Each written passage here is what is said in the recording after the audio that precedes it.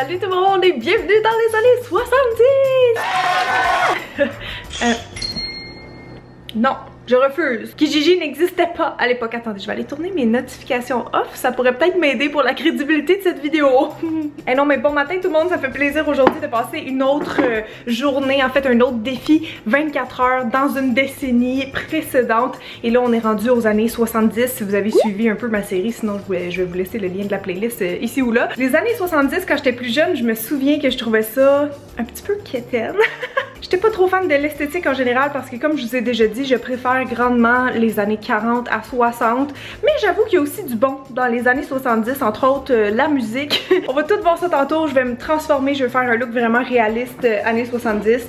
Mais là, je vais commencer par aller déjeuner. Oh ben! Mais qui vois-je? Un chat des années 70 qui se lèche.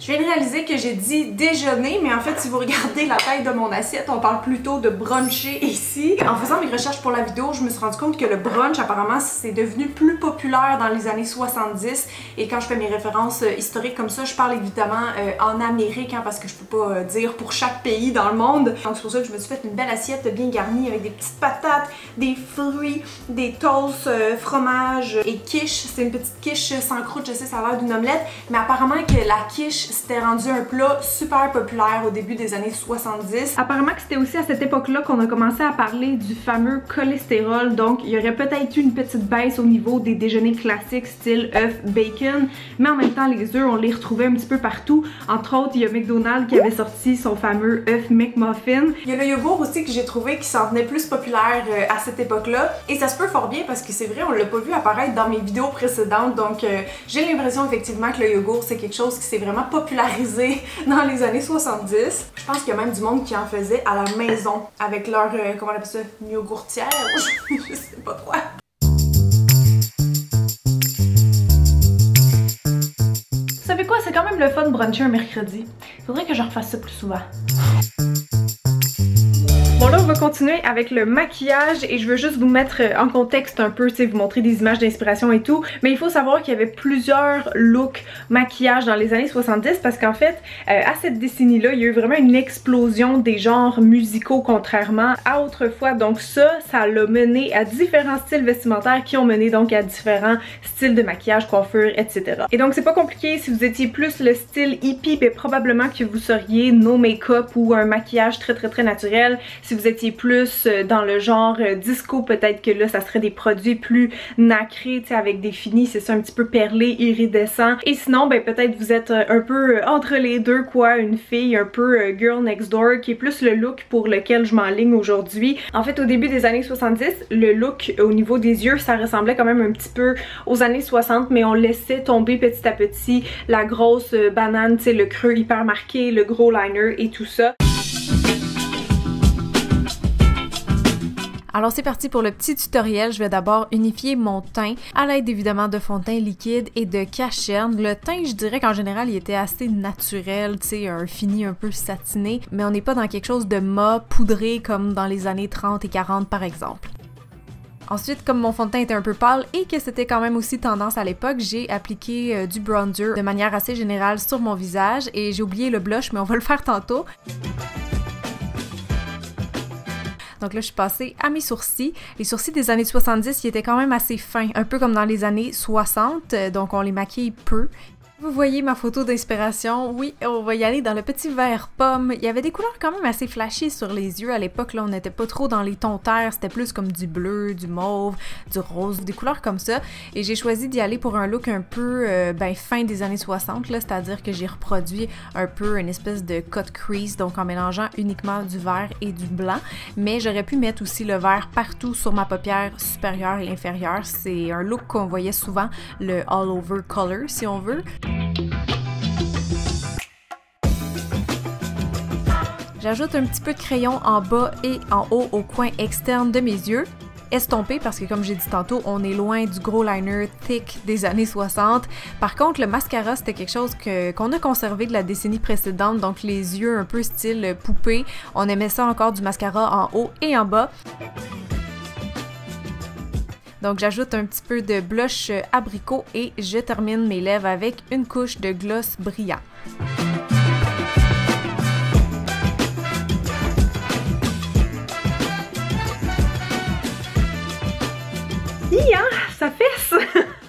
que je parlais au début du vlog quand je disais que ça pouvait être un peu kitsch les années 70. J'ai l'impression que le maquillage c'était comme vraiment une période essai-erreur.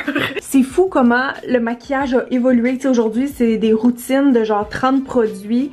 Là, ça, hey, c'était tellement simple pour vrai. Ok, là, on va aller faire mes cheveux et j'ai très hâte parce que là, j'ai l'impression d'être genre un Bee Gees. Mais juste pour conclure la partie beauty, je voulais vous dire, les ongles, ça n'a pas tant changé par rapport aux années 60 où c'était encore la forme en amande avec des vernis qui étaient vraiment au fini perlés. Ça, dans les années 70, il a commencé aussi à avoir des faux ongles. Donc, on pouvait voir des icônes de la musique, par exemple, comme Cher, porter des faux ongles assez longs et rectangulaires au bout. Donc, il y avait ça aussi, mais sinon, c'était pas mal ça. Moi, j'ai fait une petite manucure pour l'occasion. C'est pas un look réaliste des années 70, mais honnêtement, je déteste les vernis perlés et je pense que j'en ai même pas dans ma collection. Fait que j'ai fait juste un petit clin d'œil pour vous teaser en fait sur Instagram avec les années 70 parce qu'il y a eu beaucoup dernièrement des nail trends 70s inspired. Fait que c'est ça, c'était ma petite twist avec des couleurs qui font très années 70 pour moi.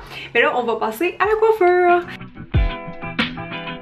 Pour les cheveux de ces années-là, comme je viens de dire, il y a différents styles dans les années 70 qui coexistent. Si vous êtes plus hippie par exemple, vos cheveux vont être longs et juste naturellement ondulés ou tu sais un peu lisses. Mais personnellement, quand je pense aux années 70, il y a un look iconique qui me vient en tête et je veux parler de la tignasse de Farrah Fawcett. Si jamais vous voyez pas de quoi je parle, est-ce que vous avez vu la série That 70's Show? Parce que la mère et la sœur de Eric, ils ont exactement aussi cette coiffure-là qui est en fait juste comme windblown, là, tu sais, les cheveux par en arrière. Si jamais vous avez une brosse coiffante de ce style-là, mais plus petite, c'est exactement ça que ça vous prend. Moi, j'ai pas ça, donc je vais essayer avec un fer plat. Je suis pas mal certaine qu'un fer à friser aussi, ça peut fonctionner. Il y a des TikTok en passant qui roulent en ce moment, là, ça me fait trop rire que c'est ça, c'est des filles qui essayent de reproduire les cheveux des années 70, puis ça marche super bien, là. Aussi hier, ben, j'avais préalablement lavé mes cheveux avec une gamme volume, donc tu sais, faut avoir une bonne base pour faire ça. C'est sûr que si vous avez une coupe en dégradé, ça va vous aider. Moi, j'ai quand même des petits morceaux en avant là, qui sont un peu plus courts. Fait que ça, c'est pas pire pour ce look-là. Mais je vais peut-être juste commencer par enlever les espèces de bosses que j'ai eu en dormant les cheveux mouillés. Parce que oui, j'ai fait encore cette erreur.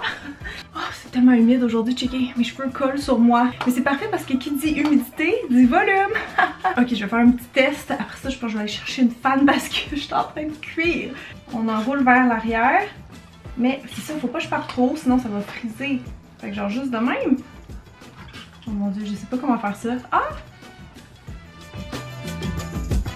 Oh! Parfait. Oh! Ok, c'est bon. À la fin, on va shaker les cheveux, mais c'est bon, je continue.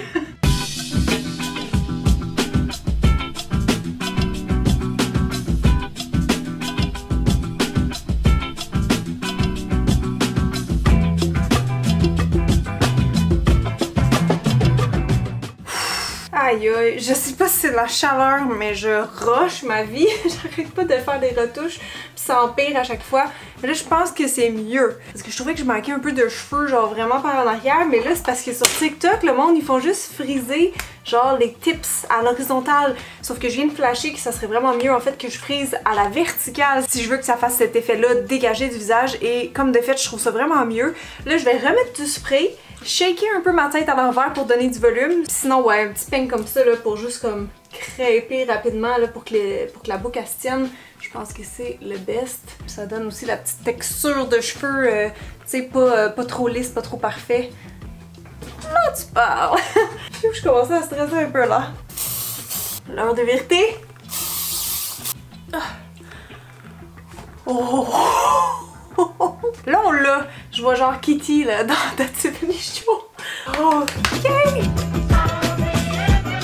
Quand les gens pensent aux années 70, ils ont souvent en tête le look hippie. Mais c'était loin d'être le seul style ou le style dominant. Il y avait aussi les rockers. Il y avait les discos, donc avec des paillettes très très chic. Et aussi les gens qui suivaient la mode mais sans être dans un style très défini.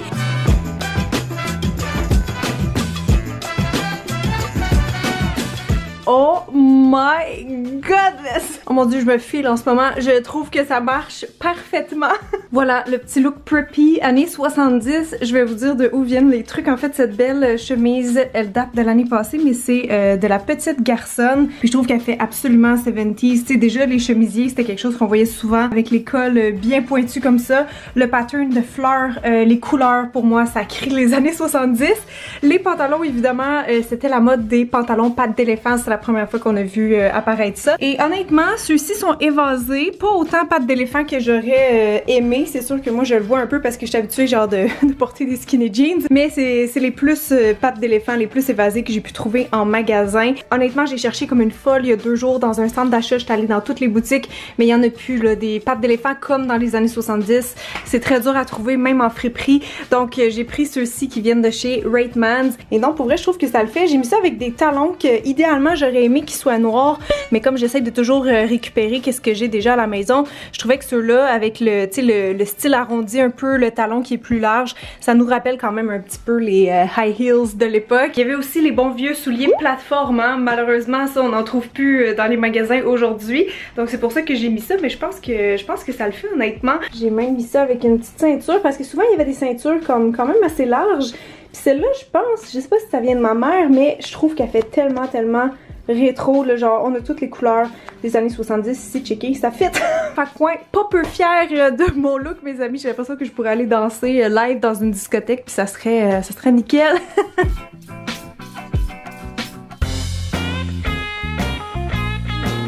Oh, Diana Ross, ça c'est la section 4. Y a pas de quoi. D'accord. Et c'est quoi votre genre, vos préférences côté musical? Moi? Oh. Eh bien, ça va peut-être sonner un petit peu cliché, mais j'aime beaucoup le groupe ABBA. Vous connaissez pas? Ça passe à la radio en ce moment, ça vous dit rien? Vous savez le Gimme Gimme Gimme? Non? Autrement, il y a ça ici, je sais pas si vous connaissez, c'est rentré la semaine passée et ça a fait un tabac. Il y a toutes sortes de classiques en fait, vous savez, Van McCoy, Hugo Strasser, Max Greger et le fameux Joe Loss. Sid Ramin, ça vous dit rien, non? Ah ben là, c'est sûr que vous allez connaître d'abord Paul Beauregard. The Doors? Mais pourquoi vous voulez écouter ça, genre? Oui, madame, c'était pour vous, Grease. Oui, il m'en reste un exemplaire, en fait. Vous avez bien aimé le film? Oui, c'est excellent, hein? John Travolta. Non, mais quel homme, quel homme. Je l'aime beaucoup, je vous avoue, des fois, je m'imaginais être Sandy. Sandy, can't you see I'm in misery? Ouais, je vois complètement qu'est-ce que vous voulez dire, mais êtes-vous plus du genre rock the boat, don't tip the boat over, rock the boat, ou bien hooked on a feeling.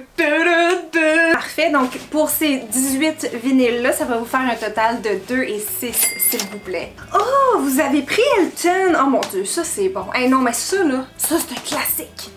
Indémodable. Garanti, sinon je vous rembourse. Oh, faut pas que j'éclasse par couleur, par ordre alphabétique. Trop d'idées. Oh my god, gang, j'ai tellement chaud. Ça fait genre 10 fois que je recommence mes cheveux, ça n'a pas de bon sens.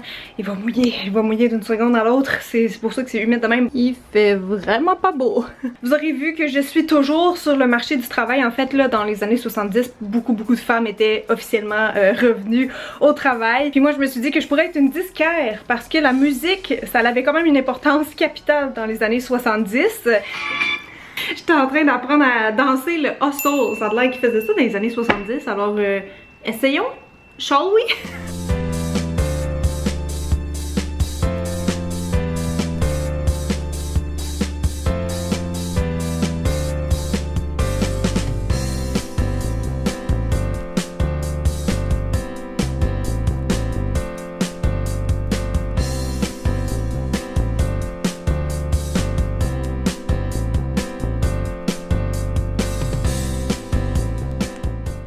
Bon, là, je vous ai montré les beaux côtés des 70s, mais les années 70, c'est aussi la guerre du Vietnam qui s'échelonne de 1955 à 1975. Au Québec, au début de la décennie, c'est la fameuse crise d'octobre. Le ministre Pierre Laporte est enlevé puis retrouvé mort. Du changement, il y en a eu à cette époque et à tous les niveaux.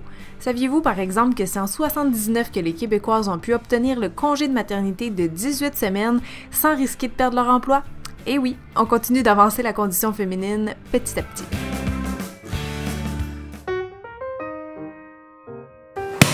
Je sais pas quoi manger. J'ai même pas le temps de cuisiner. Regardez, j'ai même pas le temps de faire la vaisselle. Je ne sais pas ce que je vais faire. Quand vous, la famille, êtes affamés, Hamburger Helper est là pour vous dépanner. Avec son bon goût qui plaît à tous, vous ne serez jamais prise au dépourvu. Ajoutez simplement du bœuf et le tour est joué. Chez Hamburger Helper, nous savons que vous êtes occupé et nous sommes là pour aider. Retrouvez Hamburger Helper chez Steinberg. Ah, ça fait bien trop un gros plat, là. Je le goûte, c'est tout, là. Pat, il est convaincu que ça va pas être bon. Ça fait longtemps que j'ai mangé ça. Bon, là, années 70, il y a plus de prières certains. Fait que, cheers! Ça goûte meilleur que ça sent, hein? Ça goûte meilleur que ça sent? Ouais. Bon, finalement, c'est bon? Mais ça pue. Je trouve pas que ça pue. Ça a pas l'air ragoûtant, genre. Mettons, je suis sûre que mes abonnés françaises vont dire que ça ressemble à de la bouffe à chien. Mais cette petite boîte a dépanné des milliers d'Américains, que dis-je, des millions d'Américains dans les années 70. Alors merci, Hamburger Helper. C'est salé, c'est sûr que c'est salé, mais salé, crémeux, dépannage, garde, moi ça me convient. C'est clair? Expiré depuis 2019. Quoi? Toi, tu me dis ça après qu'on en mange, genre. Non, mais des pâtes. C'est pas depuis des nouilles. Ouais, des pâtes, ça expire-tu vraiment? Hein? Hey, mais je checkais ça, là. Il y avait encore de la bouffe vraiment bizarre dans les années 70. J'adore cette photo, on dirait que c'est comme post-session lovemaking. Ils se sont fait un petit brunch, un petit lunch dans le lit.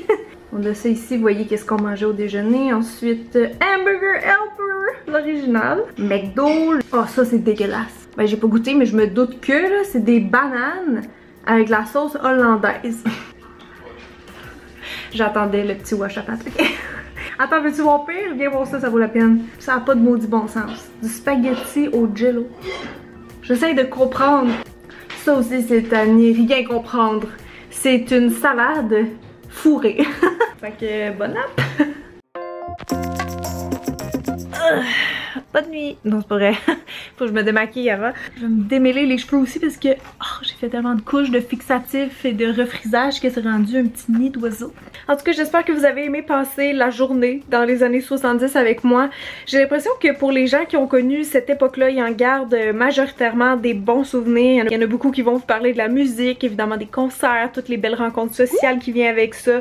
Donc ouais, je pense que pour vrai, ça devait être quand même une pas pire époque.